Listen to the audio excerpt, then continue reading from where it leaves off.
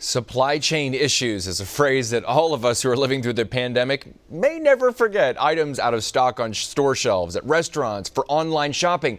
These items have, worst case, negatively impacted our lives, but at the least have been an inconvenience. Joining me today on Zoom to talk about the status of the supply chain, what's going on, is John Gold, National Retail Federation's Vice President for Supply Chain and Customs Policy. Good morning, John.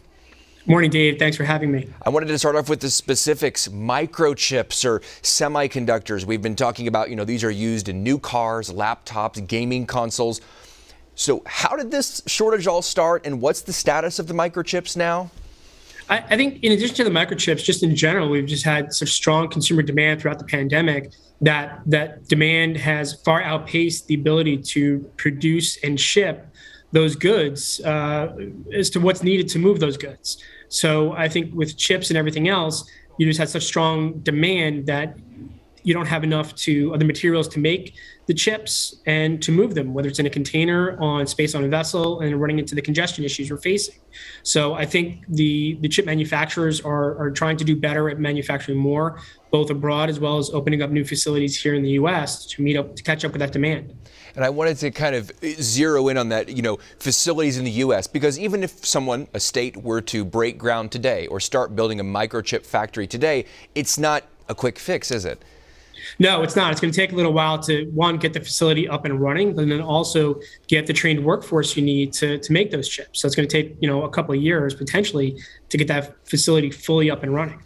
I wanted to talk about the ocean, right? The ports, our ocean ports. And at the beginning of the year, we were seeing a lot of video out of the port of Los Angeles and the stories about, the ships in the Pacific Ocean waiting to get into the port. So I just wanted to update folks. What is the Pacific shipping channel? What's going on there, and when can we expect some relief? Sure. I mean, throughout the pandemic, we've seen a significant import surge impacting our ports, especially the ports of LA and Long Beach. They're still facing congestion. They still have a number of vessels that are outside of the port waiting to come in.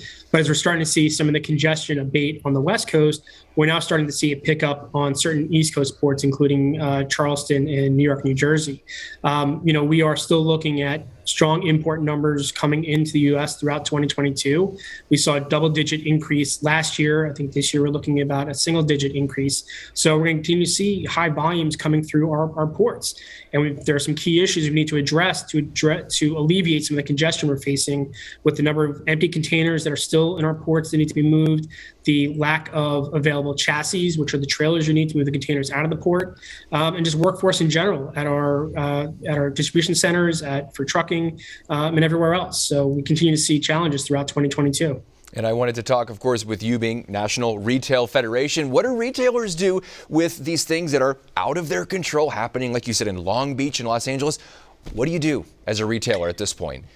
Yeah, I mean, I think retailers throughout the pandemic have really been working to address these challenges and plan an appropriate means to shift their cargoes, where they're looking for alternate sourcing, moving away from China to somewhere else, looking at alternate ports, not solely relying on the West Coast, looking at air freight, bringing product in earlier. There are a lot of different avenues that retailers have been taking to try and again, meet that strong consumer demand that we expect will continue throughout 2022. With the trucker convoy at the Ambassador Bridge, I just wanted to briefly go over this. So from Ontario to Detroit, the bridge had been shut down. Do you expect that to majorly impact supply chain issues throughout the U.S.? I don't think so. Not for the retail supply chain. From the members we've been talking to, that hasn't had that much of an impact, if any, on them. I know for the auto industry, it's more of an impact for the auto folks, but not necessarily for retail. Now that convoy has been cleared away. I think those bridges are now open and trade is now flowing once again across the bridges. So just ending it for consumers right now, I think people want to know, when is this supply chain issue going to clear up and my things at the store and my things online are available again on a wider scale? Yeah, I think that's the $64,000 question everybody's wanting to answer. I think for consumers is continue to be educated, continue to look for your products. Retailers have been doing a lot to ensure that you can find the availability of products when you can go online and look at multiple stores to see what's available. So I think for consumers, continue to understand what's happening, that the supply chain challenges are continuing and retailers are working their way through it, but there are alternative means for consumers to find the products they're looking for. You may have to just keep on shopping longer than you normally would. Well, John Gold with National Retail Foundation or National Retail Federation, we thank you for your time, Mr. Gold.